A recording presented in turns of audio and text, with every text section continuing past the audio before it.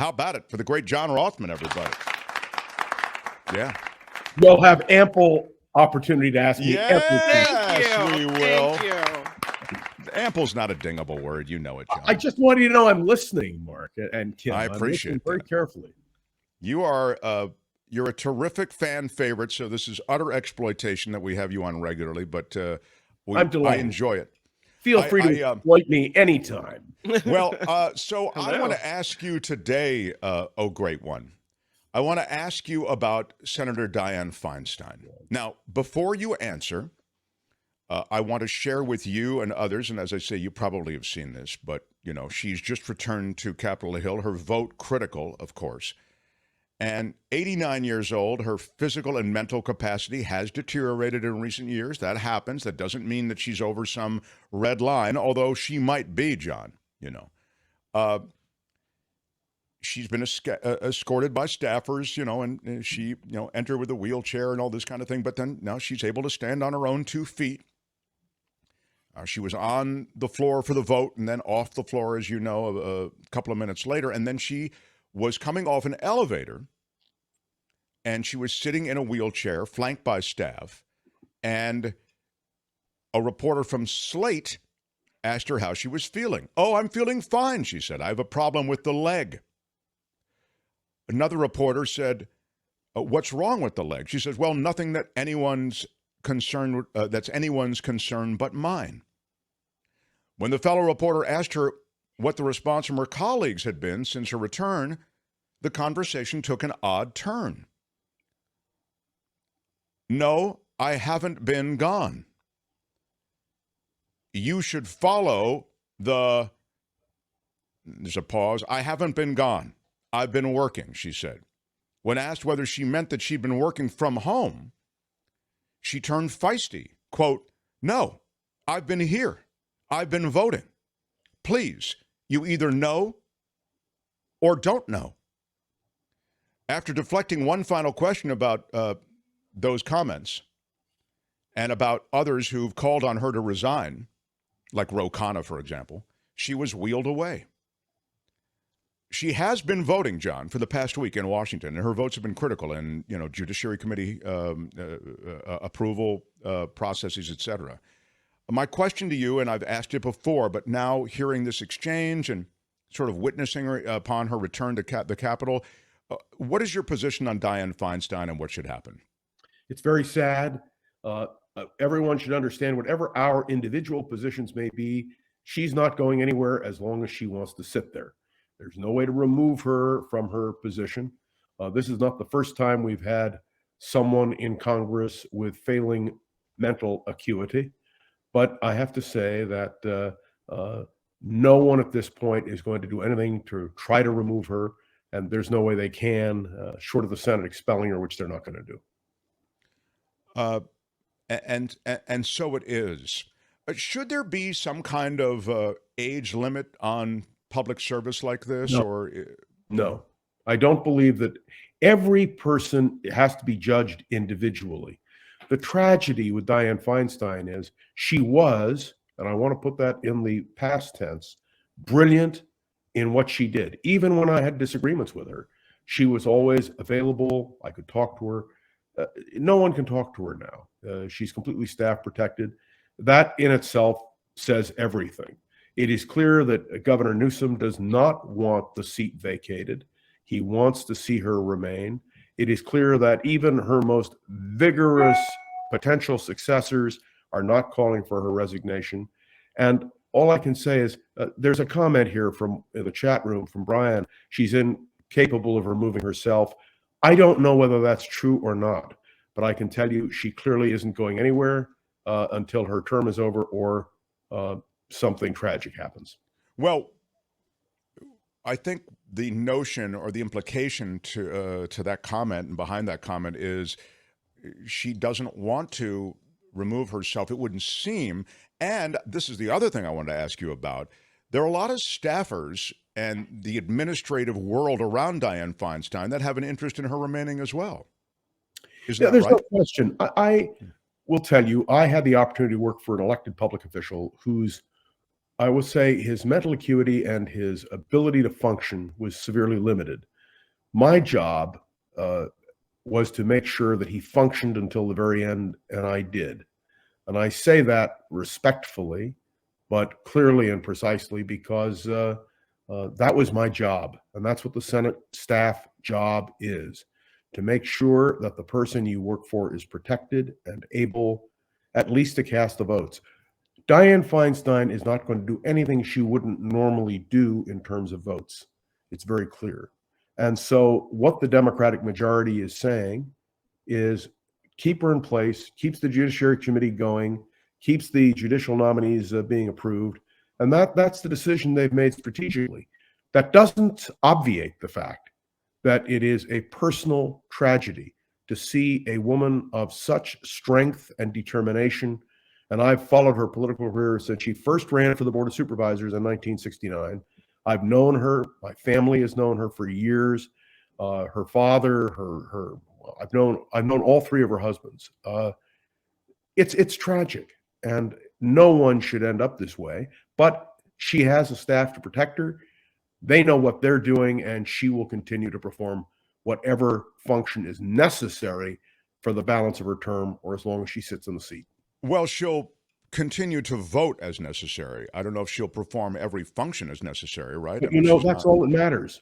Really, right. What are the two jobs that have to be performed?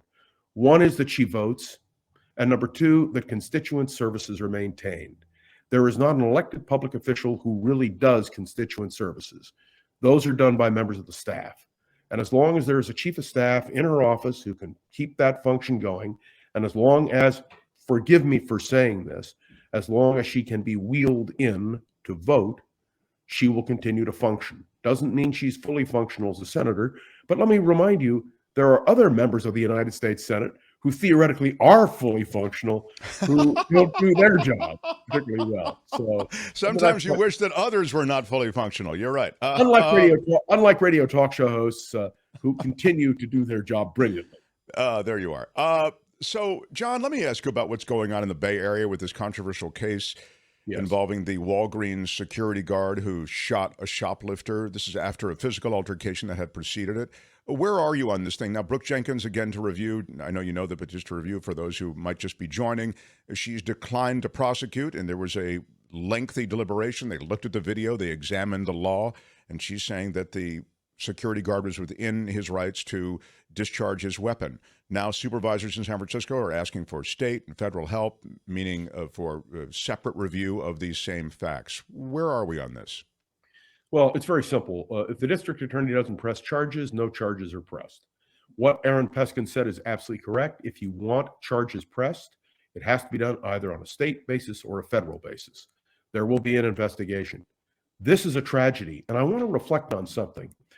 I was in Mexico, as you all know, several weeks ago, and my wife and I generally go to grocery stores. She likes to buy the food we like to eat and so forth, and we do it. Every grocery store we went into, and there were 4 that we visited, had security guards on every aisle. Did you hear me? Every aisle in Mexico City. It may be, and this is one of the greatest tragedies for those of us who love San Francisco, that we are in a position now where we may have to enhance the number of police officers. And here's our problem. We don't have enough police officers. And if you heard the mayor this morning talking about stepping up security along Powell Street so that that area, the 4 blocks basically from Market Street to the a turntable rather to Geary Boulevard, if we can't protect a small portion of San Francisco, we're in bad shape. And let me quickly comment. I watched with great care the CNN special on San Francisco. I want you to know I was prepared to react vigorously, but I agreed with everything in the broadcast. There was nothing prejudicial. In fact, the broadcast began with Sarah Siner saying she loves San Francisco. She used to work at KTVU. She knows San Francisco. She knows it well. So and you didn't feel it was a hit job? You didn't feel that it left out any positives in the city? No. No, she did. That's the whole point. I don't know if you had the opportunity to see the whole thing. Yeah, okay. She began with the positives. She began with all the reasons why we all love San Francisco. And you can be critical of particular policies in the city. But the beauty of San Francisco and the history of San Francisco are so magnificent. So to me, what CNN did was to highlight a problem which now needs to be addressed. And that is, what do we do in San Francisco? Let me point out a number of your listeners and my followers as well have indicated to me the whole thing now that's going on about fentanyl and the new ad campaign about fentanyl. You can do an ad campaign, you can do everything you want, but I say this in all sincerity. Anyone who is listening to the sound of my voice who has been addicted to anything, understands what addiction means. I don't care if it's coffee or chocolate or heroin or the Mark Thompson program. You understand that when you are compelled to be involved in something, when it becomes a fix that you need to have, then there's no cure short of massive intervention. And I don't see that happening with fentanyl, not in San Francisco and not in this country. When addiction gets to be a problem is when it affects your ability to lead a constructive life, to be connected to others, to when it hijacks your world. Exactly. That's when addiction gets to be a problem. And that's when gambling addiction and all the other addictions that you sexual described addiction, you name Sure. it. And you may know, we've done 12-step programs. I've had people from 12-step programs of all sorts on my program in order to explain this. So I'm not judgmental. You know, you asked earlier about what happened at Walgreens. How do you know what goes on in a person's head when they feel they're under attack? When they've rolled around on the floor with someone who says, I'm going to stab you? And how do you know how to respond, what to do? And I don't want to dismiss this as something that we shouldn't deal with. The problem is, how do you deal with it? Whenever I hear someone say, particularly when it comes to guns and gun violence, oh, it's a mental health problem. Of course it's a mental health problem, but there's much more to it. And I think this is a real issue for all of us. Well, you've washed together a couple of things. Let's leave the guns and the mental health thing aside for a second, because this guy is he is a licensed carrier of that weapon and protecting that Walgreens and that retail establishment. And I'm a little unclear, though, then when you say it's when they're rolling around on the floor, what we don't know what is going through anybody's mind. We don't know whether the guy had a knife. We don't know whether the security guard felt a particular threat. Frankly, as I understand it, the tape is silent, and I've watched it several times. We don't know what exchange took place between them. So all of these things make it a matter of speculation. Let me tell you what I'm upset about. It's now become a political issue. It has now become a tug of war over who's right and who's wrong. And I think it was Kim McAllister who made the comment, and Kim, thank you for this, who pointed out if it were a white DA, would there have been a different sense to it? And the simple truth is that now there will be an investigation, a state investigation and a federal investigation. And our new district attorney, who you and I have both interviewed, I think Kim's interviewed her as well. We know her. She's very able in many, many respects. She's made a call based, I assume, not only on her own judgment, but on the advice of people around her in her office.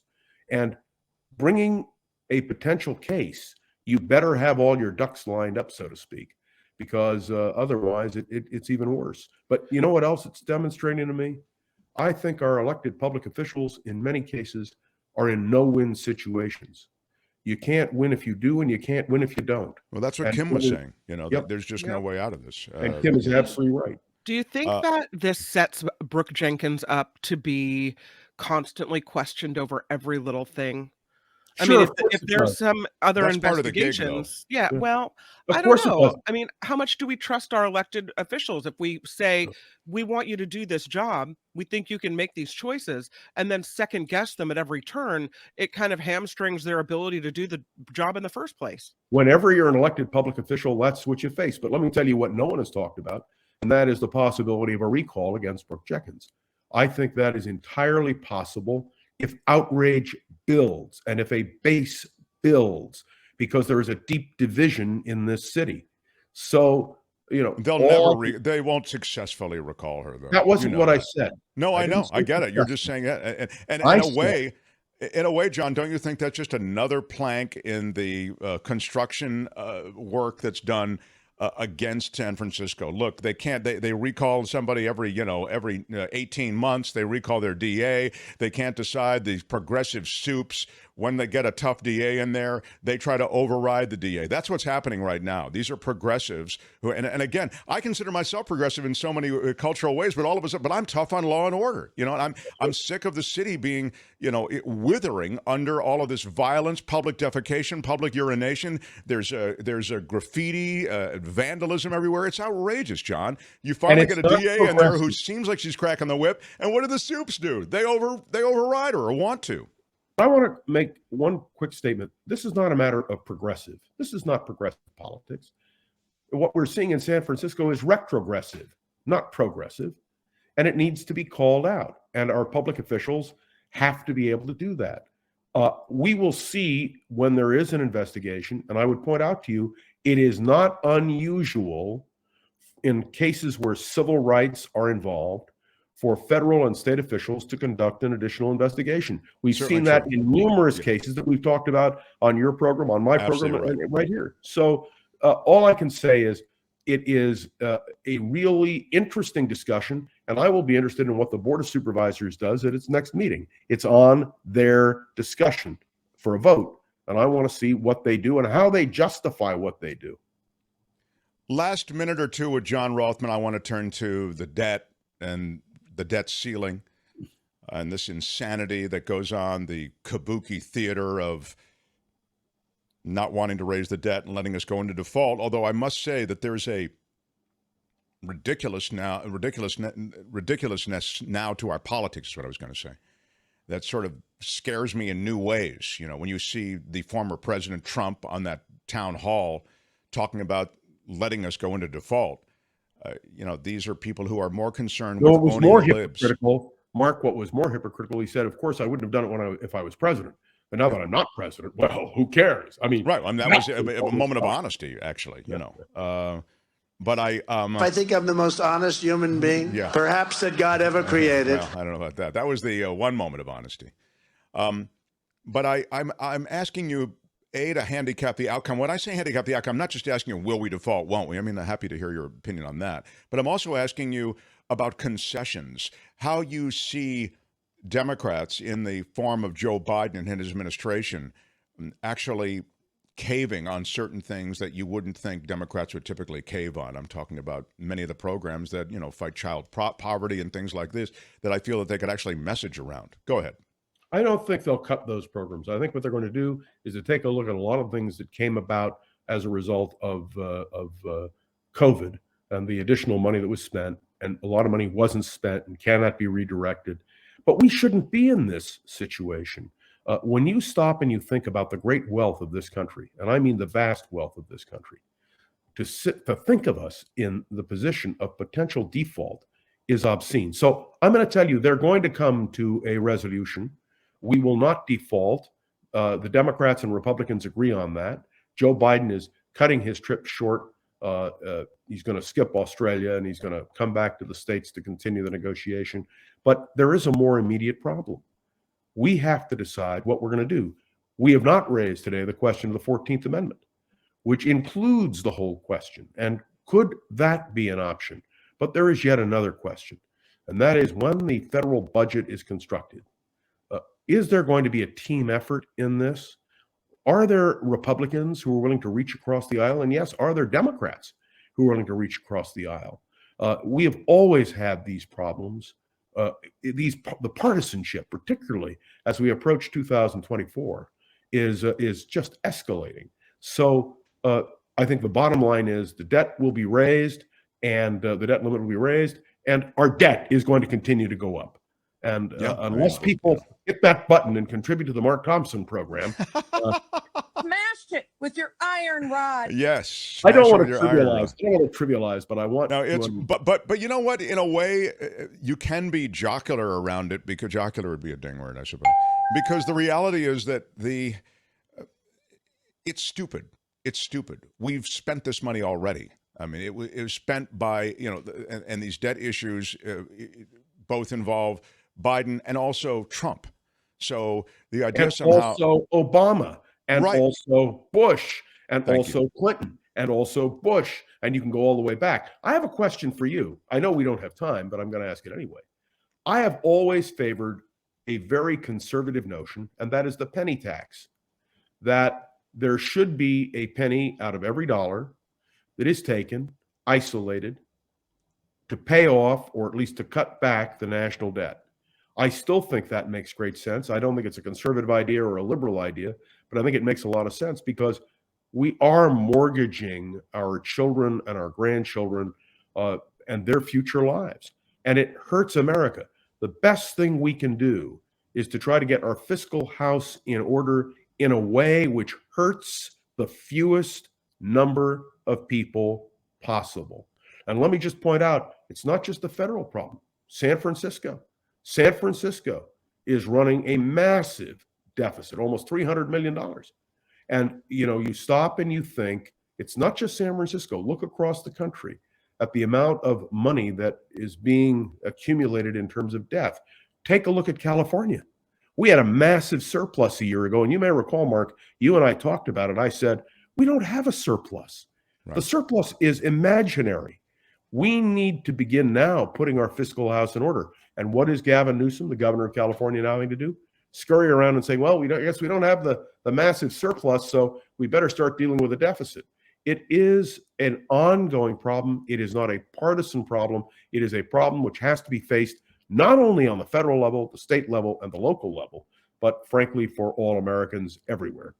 Well, the penny tax that you describe is fine, but the Republicans took a wrecking ball to fiscal policy when they passed that huge tax cut.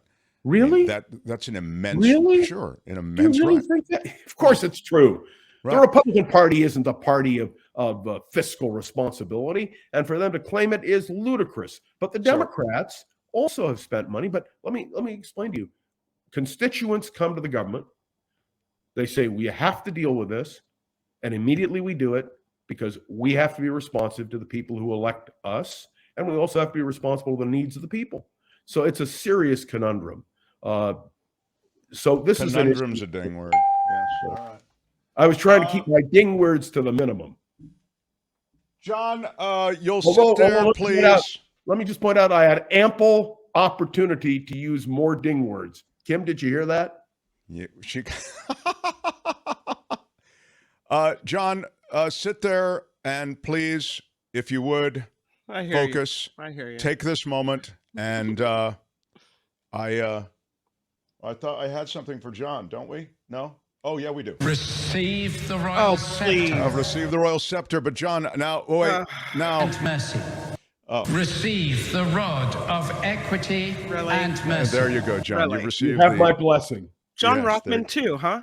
May the Spirit guide you in wisdom and grace. May the Spirit guide you in, and I'll give you a Dan Ashley shout out on the way out. Big shout out. All right. John Rothmann, everybody. Thanks, John. Love you, John Rothmann. Bye. Hi, it's Mark, and I thought that was great. Hit the notification bell. You'll know whenever there's a new video being dropped, and please subscribe to our channel to help us save the universe.